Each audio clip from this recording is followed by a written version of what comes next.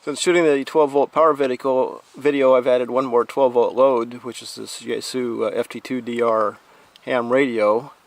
I use this radio primarily for sending APRS packets. That way my spouse can keep track of me while I'm out on the river or in the bay.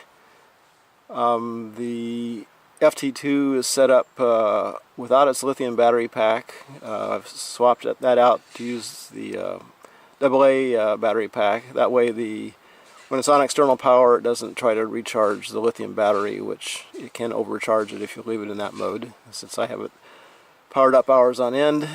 To access the radio, you open the case. The speaker mic is velcroed to the front of the radio. It just pulls out.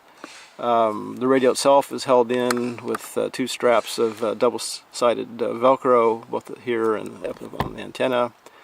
The double-sided Velcro is then connected to single-sided Velcro with a sticky back, which is stuck to the back of the case. Here you can see the back of the housing. I have a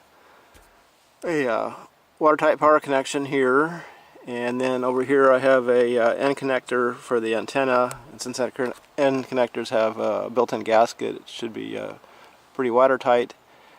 And then to mount this thing, I'm using a ram system, and I added a silicone gasket between the ram fitting and the housing.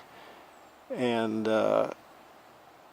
turned out I thought I might have to have O-rings around the bolts, but since I didn't punch a hole, but just I made the smallest entry holes through the gasket I could, it seems to be sealing around the bolts quite well.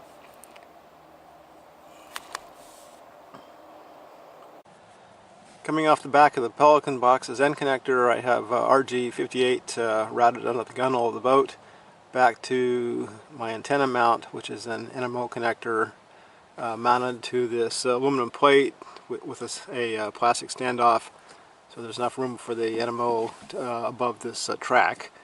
And then the plate's also just bolted to the track using T-bolts on the underside. Since the NMO connector is not meant to be exposed on its underside, I've encased it underneath in this electrician's putty, which hopefully will protect it from any water that should get underneath there. The antenna is a diamond dual band. It's a half-wave antenna and does not require a ground plane.